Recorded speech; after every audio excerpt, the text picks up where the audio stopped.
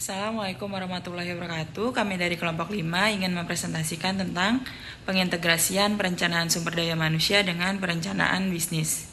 Perkenalkan, nama saya Arneta Zakia Putri. Perkenalkan, saya Gita Safira. Perkenalkan, nama saya Muhammad Wahyu Rizkianto. Saya Mulia Nur Nafisa. Saya Nadia Dina Nurhaliza. Saya dengan Rohaini. Yang pertama, konsep integrasi SDM dan bisnis. Perencanaan sumber daya manusia memiliki peran penting karena manusia merupakan penggerak utama bagi keberhasilan organisasi.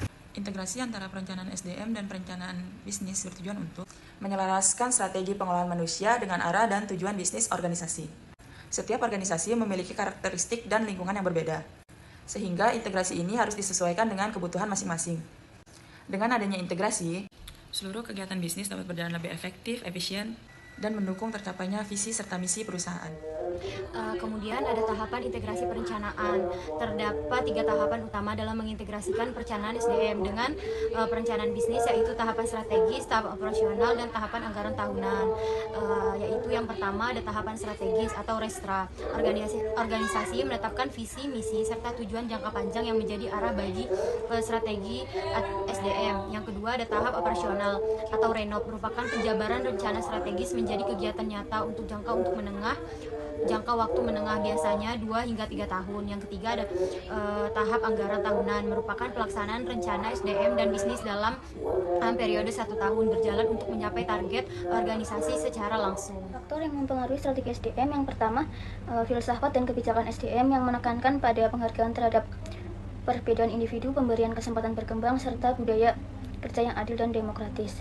Yang kedua, temuan pengamatan lingkungan bisnis, program Human Resource Management dan iklim yang digunakan untuk meramalkan bagaimana organisasi atau korporasi akan menjalankan bisnis saat ini dan di masa depan. Yang ketiga, visi, misi, dan tujuan strategi yang menentukan arah dan peran SDM dalam mendukung kelangsungan organisasi. Visi merupakan kondisi ideal yang harus dicapai dalam rencana strategi. Saya di sini akan menjelaskan tentang integrasi SDM dalam rencana operasional. Pada tahap rencana operasional, integrasi SDM dilakukan dengan memastikan jumlah dan kualitas tenaga kerja sesuai dengan program bisnis yang akan dijalankan. Audit SDM menjadi langkah penting untuk menilai kemampuan dari potensi tenaga kerja yang dimiliki organisasi. Hasil audit ini dapat digunakan untuk merancang pelatihan, penempatan, maupun rekrutmen. Baru selain itu, perencanaan biaya SDM juga harus diperhitungkan agar kegiatan operasional berjalan efisien. Melalui integrasi yang baik, organisasi dapat menjamin ketersediaan tenaga kerja kompeten untuk setiap bidang usaha yang dijalankan. Di sini saya akan membacakan implementasi berdasarkan anggaran tahunan. Tahap implementasi merupakan pelaksanaan rencana SDM dan bisnis berdasarkan anggaran yang disusun untuk 1 tahun. Kegiatan produksi, pemasaran, dan administrasi dijalankan dengan dukungan SDM profesional agar target perusahaan tercapai. Evaluasi kinerja dilakukan secara rutin untuk memastikan efektivitas perencanaan. Jika terdapat kekosongan, jabatan, atau kebutuhan tambahan, maka rekrutmen SDM baru dilakukan segera. Melalui implementasi tahunan ini, organisasi dapat menjaga efektivitas, efisiensi, produktivitas, dan daya saingnya di pasar. Selanjutnya adalah perencanaan SDM sebagai proses pengambil keputusan. Perencanaan SDM juga merupakan proses pengambil keputusan yang sistematis. Adapun langkah-langkahnya meliputi identifikasi masalah, pengumpulan data, analisis alternatif, kemudian pemilihan solusi terbaik, pelaksanaan keputusan, dan evaluasi hasil. Keputusan itu dibedakan menjadi 2 jenis, yaitu keputusan terprogram dan tidak terprogram. Nah, keputusan terprogram itu bersifat rutin dan dapat diotomatisasi dengan bantuan teknologi, sedangkan keputusan tidak terprogram itu sifatnya kompleks dan strategis. Biasanya diambil oleh manajer tingkat atas.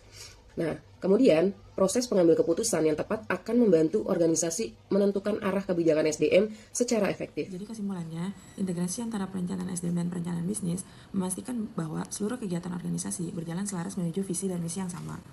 SDM yang direncanakan dengan baik akan menghasilkan tenaga kerja yang kompeten, produktif, dan berdaya saing tinggi. Selain itu, kemampuan manajemen dalam mengambil keputusan yang tepat akan menentukan keberhasilan strategi bisnis dalam jangka panjang.